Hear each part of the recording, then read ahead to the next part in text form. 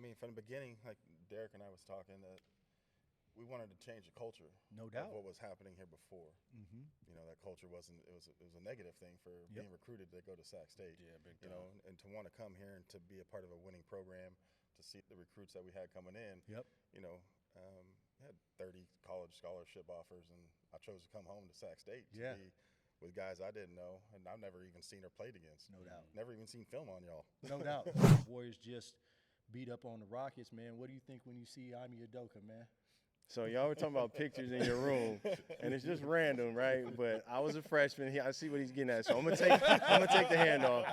I was a freshman, wasn't getting much burn. And matter of fact, I had a practice where I just got pissed at the coaches, and I'm dunking. They like, whoa, I didn't know he was athletic. Like, I was not recruited for my athleticism, but I was just that mad. And so I got a chance to play. I can't remember, somebody must have gotten hurt or something, but I got a chance to play freshman year and went nuts. Scored a dub in like one half or like 10 minutes. And I was guarding Ime was guarding me. So there's this picture of me like contorted in the air and Ime looking this way and Anthony Lackey, shout out to my boy on the other side. And yeah, so that was crazy.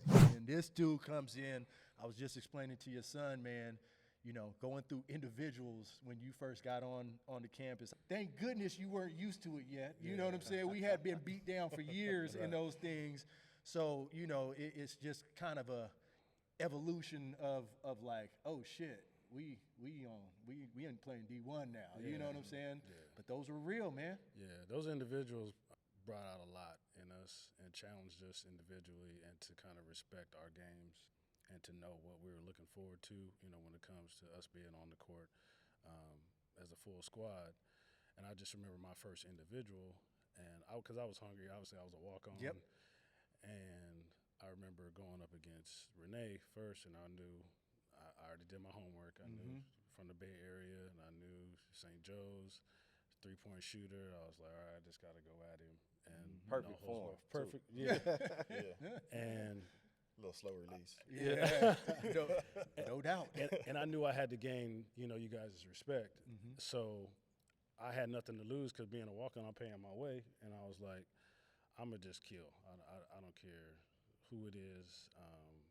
They're going to respect him no matter what. All right, welcome back. Welcome back. And the collaboration continues, man. We're on the campus of Sac State. Yes, sir. Open Gym Podcast and Legacy Lounge collaborating and getting two of the pioneers of Division I, at least. It's when we went Division I, we got some people we went into battles with here right now, man. Anthony Flood and Derek Lambeth, welcome to the show. Thank you. Thanks for having me. Shake my hand. Man, let's go. Shake my hand. Let's go. Shake my hand. Man, hey, Flood and I came on campus at the same time, man. Yeah. It was a long time ago, man. That's a long time ago. Y'all old as hell. We are old as hell, man. It's like, I know We all why. got hats on for a reason. I know why three of us have hats on.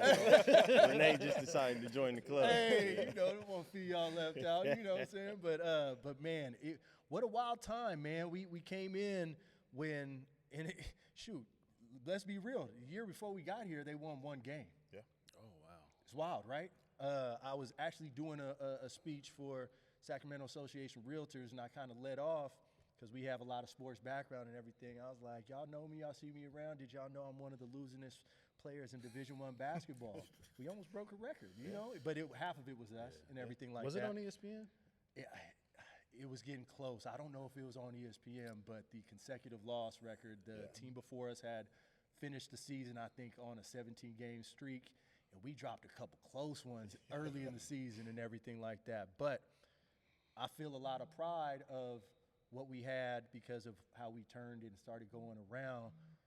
It was a pleasure playing with you, especially coming on campus at the same time. What are your thoughts of your time here at Sac State, man? I mean, from the beginning, like Derek and I was talking, that we wanted to change the culture. No doubt. Of what was happening here before. You know, that culture wasn't. It was a negative thing for being recruited to go to Sac State. Yeah, big time. You know, and to want to come here and to be a part of a winning program, to see the recruits that we had coming in. Yep. You know, I had 30 college scholarship offers, and I chose to come home to Sac State to be with guys I didn't know, and I've never even seen or played against. No doubt. Never even seen film on y'all. No doubt. And it was a good feeling to be able to come in and, you know, And like you said, they won 17, lost 17, and then I think it came like 19. Yeah. And then we beat Reno, Nevada, I think twice. And was that? I think that the record breaker I believe was Montana. Montana, that was it. Yes. I'm pretty sure what it is. We were 2 away from the consecutive streak. Yes. We're in the paper. I remember the picture of me with the hands up, like thank God. Yeah. It was wild, but they were going crazy in Memorial Auditorium that night. I remember that. Absolutely, those are good times playing there. It was, and I know big time we had to coerce trying to get this guy D Lamb on the campus, man. You know what I'm saying? Like I was so appreciative that you took the leap to jump on and come on the next year with us, man. Well, bro, that was the power of the people because it's wild to tell this story, but Sac State did not recruit me. Mm-hmm. You know, I'm highly decorated out of the Bay. I was locked in to go to West Valley, and West Valley was, a funnel to the Big Ten and other places. And so I was like, that's where I'm going. But then, I was telling Flood, how would I describe what brought me here? Yeah. Hubris. Who? It was the cockiness, the thought that I'm going to be a part of something to change the culture, be a first, and then it was you, my big brother. Man. Nate Marase, the world. So I was locked in. And then, of course, my big brother Champ, Tony Champ. Once I learned Tone was locked in and, was all the Oakland family coming in, I was like, all right, let's see what we can do. Man, it was big, and to put it on record here, man, this how I announce you all the time.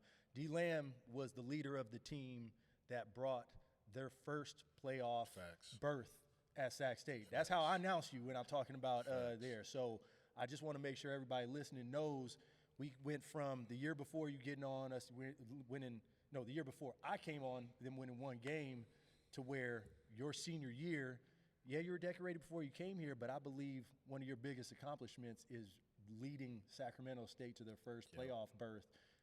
Do you feel that way as well, man? I mean, absolutely. It was such a cliche year. And me and Flo were just talking about it. I think I was the first team all-conference player in the Division I era for Sac State. Flood thinks it might have been him, so we need to double-check that. Hey, we gonna check some facts. But either I told him way. I know I got him in fouls and technicals. Oh, you definitely got him in that. You definitely got him in that. Yeah, and I think the only record I was in for a little while was free throw attempts because I had the Vlade Divas flop down. Man. You had the Big Sky refs in your pocket. Hey, brother, for real, man. It's wild to see him still repping a lot of them, too. A lot of them. Hey, OG old man game from 18 years old. That's 16 years old on. That's how I explain your game, man. It's an OG game, man. Yeah, it was a mix because I was a big man in high school. Yeah. And so coming here, I had to learn how to become a guard. And so, summers were big for the development for me, and then finally came together in those final couple years. Yeah.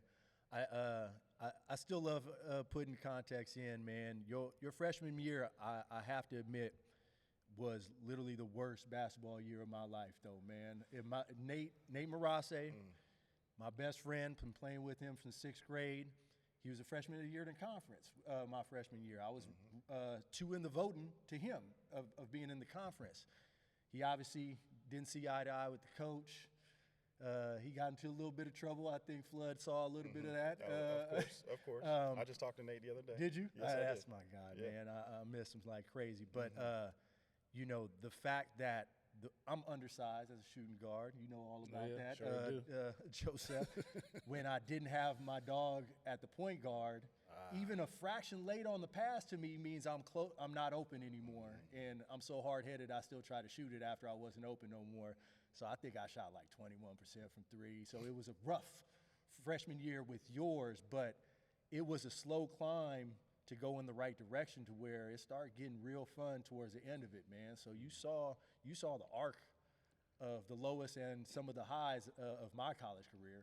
Absolutely. I mean, you were already a big brother to me when I came into the spot because we started connecting because our schools butted heads back in the Bay. Shout out to O'Dowd and St. Joe's. And then, the Lou Ritchies, the Kenjis, No doubt. The family element was there. Yeah.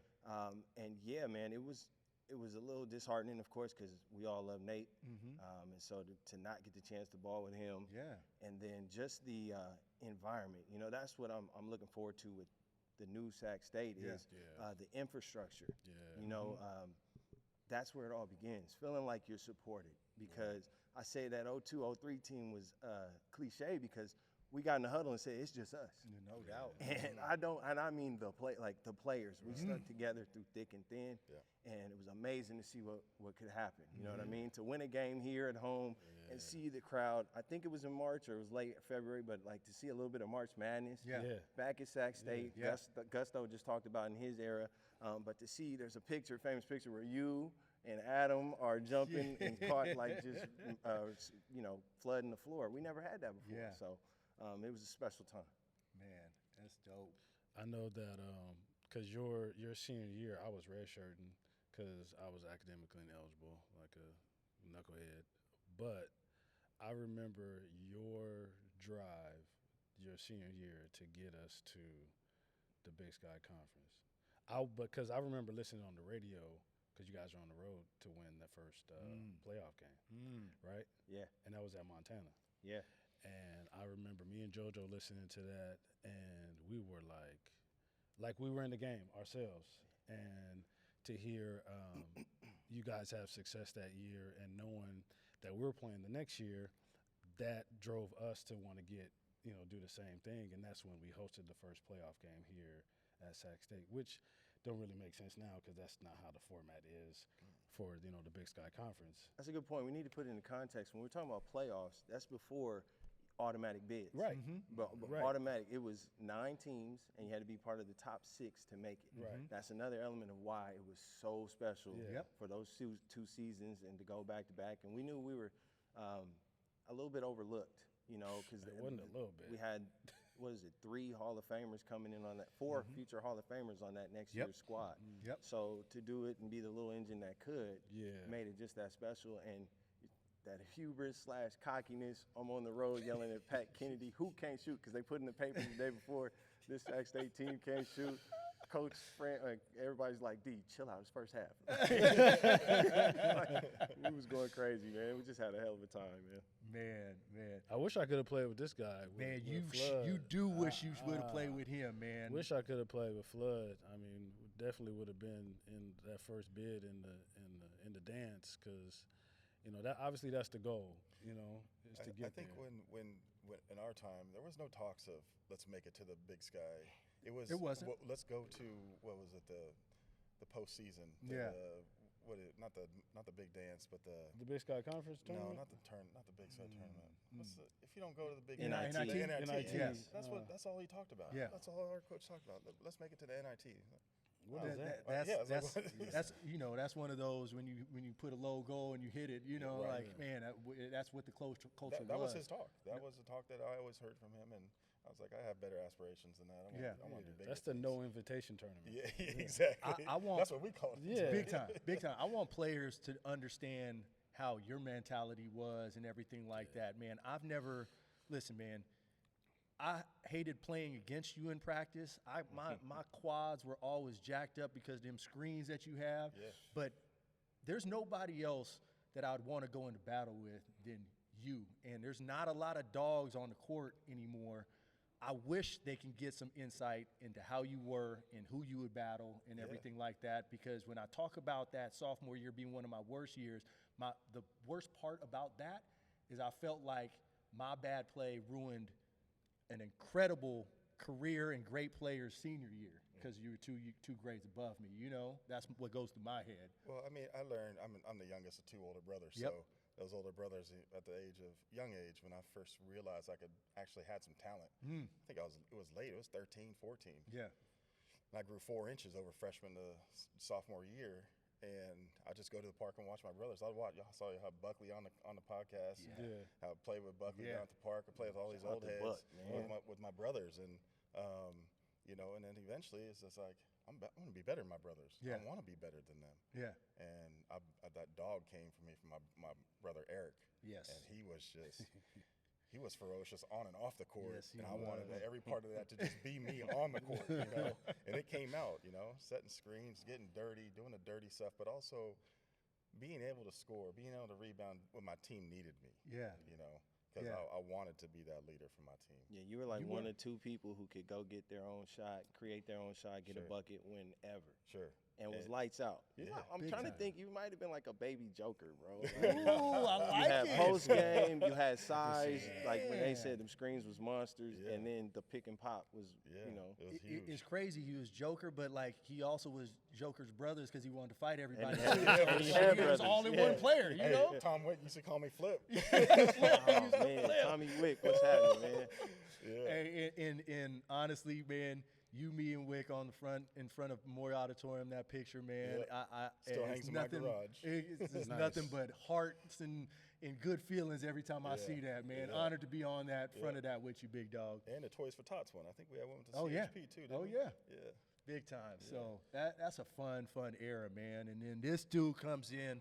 I was just explaining to your son, man, you know, going through individuals when you first got on the campus. Obviously, I was a senior at the time. I remember me and Ronnie Walton. Ronnie Walton stayed down the street from me. Was it you and JoJo at the same time? Yeah. It was us four stuck in here. Yeah. Thank goodness you weren't used to it yet. You know what I'm saying? We had been beat down for years in those things. So, you know, it's just kind of a evolution of like, oh shit, we ain't playing D1 now. You know what I'm saying? Yeah. But those were real, man. Yeah, those individuals obviously brought out a lot in us and challenged us individually, and to kind of respect our games and to know what we were looking forward to, you know, when it comes to us being on the court as a full squad. And I just remember my first individual, and because I was hungry, obviously I was a walk-on. Yep. And I remember going up against Rene first, and I knew I already did my homework. I knew from the Bay Area, and I knew St. Joe's, three-point shooter. I was like, all right, I just got to go at him. And perfect form. Perfect, yeah.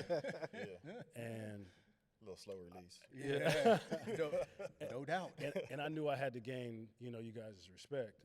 So I had nothing to lose because being a walk-on, I'm paying my way. And I was like, I'm going to just kill. I don't care who it is. They're going to respect me no matter what. Doubt. And when it came time to, you know, be here on 5-on-5, and I got, you know, my starting spot, and I remember you telling me, you were like, go get it, man. No doubt. Because it was us. And we, just like you said, D-Lam, obviously our Coach Jenkins, you know, he had his deficiencies, you know. Shout out to Coach Jenkins. Yeah, he gave us an opportunity, and I can appreciate that. Because, again, shout out to Coach Jenkins. He was a great recruiter, but we were still like, we all we got. Because there was times where we just had to go after and get our own. Yeah, there's some fun times on the road. And, I mean, I just want to shout out to both you gentlemen, because when it comes to shooting, y'all would go lights out and throw my boy BG in there. Oh, yeah, BG all day. Oh, yeah. It was lights out shooting for him from y'all, so just appreciate it. Hey, thank God for the dribble play, man. Dribble. About 42 times. 42 times per game? Thank man. goodness for that play. Shuffle. Green shuffle. Bro, Sac State, man, coming from Odell where everything is scripted. Yeah. If we're playing St. Joe's, we know what bubblegum Rene Jacques likes to chew. Yeah. Like the scouting was ridiculous. Yeah. And to come here where it was not that, bro. And for practice, we playing today, and it's like, all right, that was something to get used to, man. It was like, it was not as regimented as I thought. And I'll say for D1 in general, some of those big name coaches coming to see when we would play them, either they didn't feel like they needed to put it, you know, everything in against us, or it just seemed like it was simpler. It was just, we're better than you. Yeah. So we don't necessarily need, you know, to be as organized or, you know, detailed with plays and our approach to the game.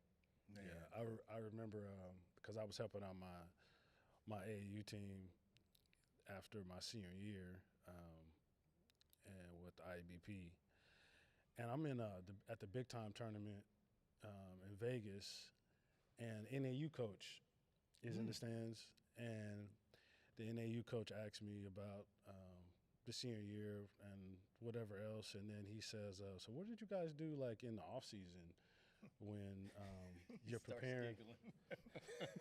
What do you guys do in the off season? Does your coaches give you you know, any, you know, regimens to, you know, go about? And I was like, no.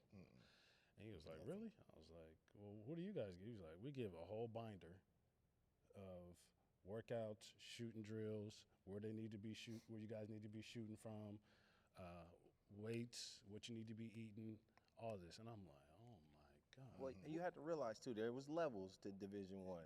So that's where I'm trying to get there's only so much of a budget that they had to keep us where we knew our counterparts at other schools, they had the funding to keep them in school during the summer so they could stay together and work out. Right. And that was a tremendous thing for my development because summers, I worked at Cal. Mm-hmm. I played with all the Cal Bears. Yep.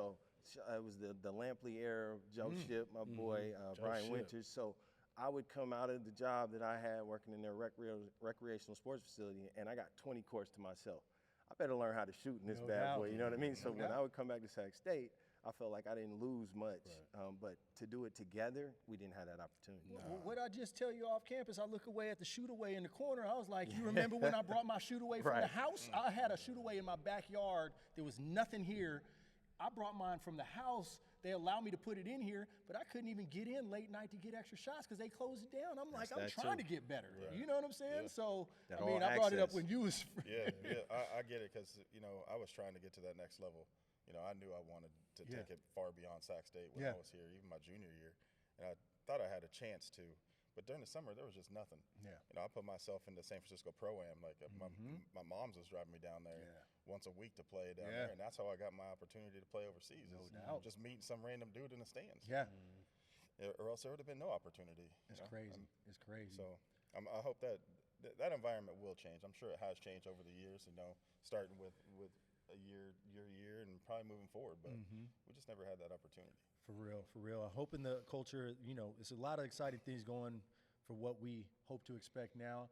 I hope really I'm glad you came up with this idea because understanding a lot of the history is, I think, the first step of getting people plugged back in, tapping into something that's really exciting going on right now. But even if it wasn't such a big name, if we start to put some of this on record, if it starts to be more accepted by the program, I think that's the start of a foundation of a community of success in here. Yeah, I'm hoping that to be the case, and I know it's needed, right? I mean, what you think about that, man? Is that the first step? Absolutely. I mean, you know, when those stands are full, that's mostly alumni, right? That's alumni and people who have caught the bug for said university because of the people that played there beforehand. And if we don't call upon them to come back, you know, how do we keep that lineage going, man? Yeah, no doubt, man. No doubt. Tell me about a game that stands out for you, man. Can we put some on record of a fun game, bad game? I mean, for me, I got two, all right? I mean, one was it all comes down to the last game of the season on the precipice of history, right? On the cusp of history to win or go home. Sac State can say they finally been to the playoffs, right? And like I said, that hubris, when I first came here, I said, we're going to do something different. We're going to change the culture. Let's go. And I came out, we came out, and we kind of struggled in that first half against Montana State. To add to the little stories, right, the player who's one of their better players was Bo Sedgberg, my teammate and roommate my freshman year at Sac State. And after that freshman year, it was a lot of people like, I ain't coming back, right? And Bo was one of those, and bless his heart. So there was a little of that in between that game, and came out and kind of stunk it up in the first half. We go in. I said, this is just us. We locked in. I looked in everybody's eyes. I didn't see any, like, doubt or fear from the team. And then second half, it was crazy. You went crazy that game. It was like 5 for 5 from three. You went crazy that game. And then, like I said, to win by like 20 or something, to see all of my friends and our family, and to Gus's point, the thing was crowded, like never seen it packed like that. Yeah. So that, and then to then take it a step further and win on the road and win the first Big Sky playoff game for Sac State history. It was awesome. Man, I love that. But before we go to the next one, can I ask you, just because of what time it is, the Warriors just beat up on the Rockets, man. What do you think when you see Ime Udoka, man? So y'all were talking about pictures in your room, and it's just random, right? But I was a freshman. I see what he's getting at, so I'm gonna take the handoff. I was a freshman, wasn't getting much burn. And matter of fact, I had a practice where I just got pissed at the coaches, and I'm dunking. They like, whoa, I didn't know he was athletic. Like, I was not recruited for my athleticism, but I was just that mad. And so I got a chance to play. I can't remember, somebody must have gotten hurt or something, but I got a chance to play freshman year and went nuts. Scored a dub in like one half or like 10 minutes. And I was guarding Aime was guarding me. So there's this picture of me like contorted in the air and Aime looking this way and Anthony Lackey, shout out to my boy on the other side. And yeah, so that was crazy. You gave Doka buckets, man. Let's go, man. He stopped being modest about it. Man, every once in a while. I fouled out. That's why you're not in the Let's game. go. Maybe, yeah, bro. Let's go. I love it, man. That's What dope. about you? A couple games come to mind. The first one would be the Reno series that we had, and this man right over here hit that bucket to Shout out to beat T him the Green, second time. T Green, Adrian McCullough, man. Yes. So those two games were, we beat him there, and then we came home and we beat him here. I think that was back-to-back games too. And then the other game, obviously for me, which was monumental for my career, was Stanford. Yes. Nice. Yes. I think I was on a heater. It was And that bouncy floor. Yes, That bouncy floor floor. was legit. My low top Adidas. It wasn't like the team. I was my own. Man. I think I don't know 7 threes. I think I had 26 on national TV against the number 1 team in the nation. It was the Twins, right? Yeah, it was the Twins. Was that the day that they became number 1 overall? I think it We was didn't play it. We before. only played them one time. Yeah. Cincy had just lost. They were number 2 in the country. Stanford Yeah. was. Cincy was 1. Cincy lost. We walk in and get on the floor. They're number 1 in the country. Yeah, they were number And 1. You give them, The Collins you fill them twins, up. right? I think we only lost by 11. Something Hey, like that. you filled them It's up, the Collins man. twins, right? Yeah, the Yeah. Twins and Mark Madsen was there. Madsen, Mad Dog. Mm-hmm. I think I remember after the game, Chelsea Clinton came down. She's like, Yeah. "Good game." She walked past, "Good game." I'm like, "Hey, that's Chelsea nuts. Clinton." But for me, the college experience and just the high school experience, college experience for me, it was a little different because I didn't realize what anxiety was. Yeah. And so I'd step on the court, and then you guys would know, I didn't start a lot of games, but that 30 seconds go by in the first second of the game. I'm like, "Coach, I'm ready." Like, Yeah. the anxiety's slowed down a little bit. Put me in. Yeah. Because I go out there, I start fouling because it'd just be too much going on. I'm like, I need to calm down a little bit. So for me, a lot of it was just trying to figure out what was going on. I didn't realize till after college, like the anxiety was a killer for me in college. Wow. Yeah. Big time, big time. What about you, Seth? I had to say 2 games too. First would be I had 32 here against Weber State, and we had never beat Weber State. I was just saying, we used to give us fits. Yeah, we had never beat Weber State in Ogden nor here, and that was my senior year. I came off the bench my senior year, which I never understood, but at the same time, Look at you now. yeah, look at you now, boy. I had 32, and we scored 64 points. I remember I had half the team's points. And then we went on the road. The last series, we had to win one of the 2. We were in Montana for a week, which was horrible. But we played Montana first, and you got the big old grizzly bear that's intimidating in the middle of the court. So we lost. We got blasted that game. Stayed in Montana for a week. I remember we watched. That's when Passion of the Christ came out. Yeah. And we all as a team went to go watch it.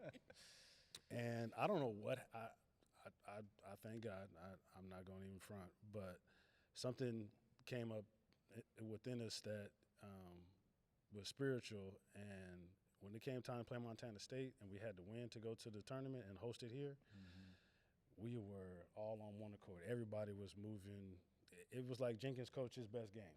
And the fact that our effort to win that game and to host a tournament here, a tournament game here, and I can remember out in the parking lot before that parking garage was there. There was some dudes out there. He made a Coors Light hat, from a Coors Light can box, made a hat out of it, and they were out there tailgating. I never seen nobody tailgate for a basketball game. And I knew, I was like, okay, this is what March Madness is about right here. So, yeah, those are the two games. Man, that's dope. How about you? I had a really good stretch in freshman year where I think we were at Northridge. I went for 24 and then backed it up at Portland State at the Rose Quarters for like 27 or 28. And that was just, being young and stepping out there. We weren't winning a lot, but I felt like I belonged, So those are big. Things that stand out to me, even though we took big-time L's, is when we used to go and play those big schools. I think freshman year we played at the Pit, so Kenny Thomas.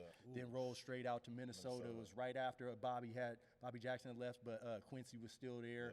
My boy Miles Tarver was out there and everything like that. We played at Fresno State when Chris Heron was there, although he didn't play, but Courtney Alexander, the only dude who I guarded that I felt like I had no chance on. Dude was 6'6" and swole and bounced out the gym, and I'm supposed to guard him, So that those big games, obviously at Stanford and everything, are there. But I'm going to be real. One of the things I always talk about in college and laugh at, man, and you go get a kick out of this, Seth, man, traveling on this little-ass planes. We might have been on the way to Idaho or something like that. There's 3 seats across. There's 1 row, and all the big men got to sit on the left. Then all the 3s, 2s, and 1s got to be on the right, so we weigh out the plane. So I'm already not feeling great. It's snowing outside. And here comes Joseth singing La Bamba in the background. I'm like, what you doing, man? What you doing? That's what I tell all the time. That's them planes where you see them out front winding that bad boy up. The person let us on. He swing the propeller around and then go fly it. We're about to die in college, and this dude singing La Bamba, man. That's really. Because I saw Tone get on the plane. And, Tone, this is the biggest dude on our team. And I'm like, la, la, la, la, la, la, Bamba. Man, so we had some great times, man. It's cool seeing your son here because they don't understand when we go back. We had a brotherhood, you know what I'm saying? And still do. Still do. You'll forever be my guy, and I'm appreciative of playing with all of y'all. But we could even transition now, man. This big name going to be leading Sacramento State basketball going forward. What did you think when you heard Mike Bibby was taking over the program, man? I think for the last couple of years, I felt, and I mentioned this earlier, the infrastructure. There's a supportive culture from the administration, through the president and on down. I don't know if that was always there. Yeah. So when you have that support and you go and make big moves like this, and, the climate of college basketball has changed. I was excited, man. And around the same time, they started it felt more of an inclusive nature around here, welcoming us back, being able to do stuff like this. So, I'm just excited for the future, man. Love it. Flood, what you thinking, man? I thought it was a great pickup. Big time. To get Sacramento State back on the map, from my days playing out, not even on this floor. I think we played exhibition games on this floor only. Yeah, that was it. And the remainder of the games at Memorial. But to have something in place to start to build, this is like a stepping stone to build in the right future, to possibly have a nice big arena at one day. It is. But to start off with a name like Bibby, just is a good feeling, and to hopefully that generates to 5-10 years. Not just a turnover where it's 2 and done. And then it's on to the next coach, or Bibby's off to his next venture, but. Hopefully he's here for a while, and builds a culture here. Right. Which the school really needs. Yeah. Big time. Big time. Yeah, I can piggyback that same feeling when we first heard about the news of Bibby.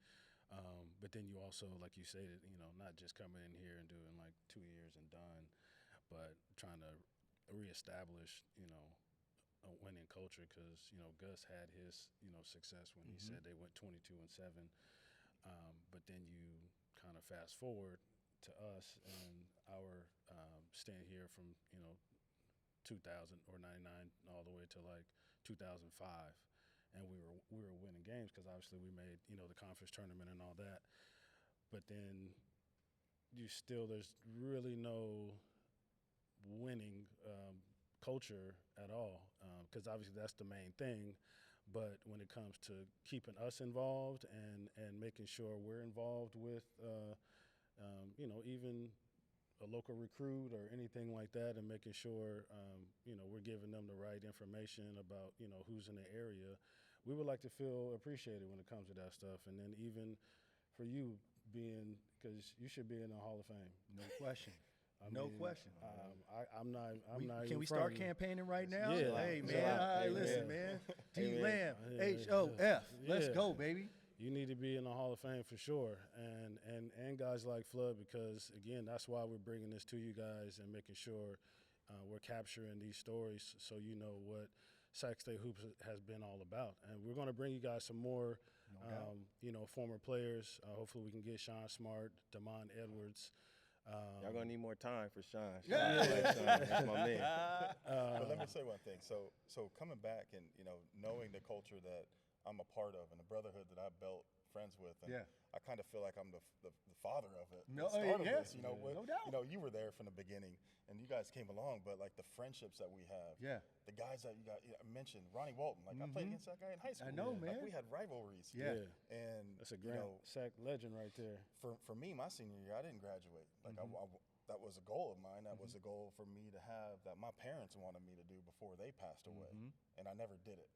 So when my dad passed away and then my mom passed away, I was like, I'm gonna do this for them. Yeah. And 2017, I came back for 1 year, got my degree. Love that. And then ever since, I'm like, I want to be in the Hall of Fame. Like, Love that. I want to be in the Hall of Fame in my junior college, being runner-up state player of the year. Yeah. Like my high school. Yeah. We won 34 games and we lost 4 games. Yeah. These are things that obviously. For my kids, No that's doubt. what I want them No to do. doubt. Like I want them to be like, because like I was telling D Lamb, I was like, you going to do a podcast, Sac State with your team? Yeah. you won that. I'm like, all right.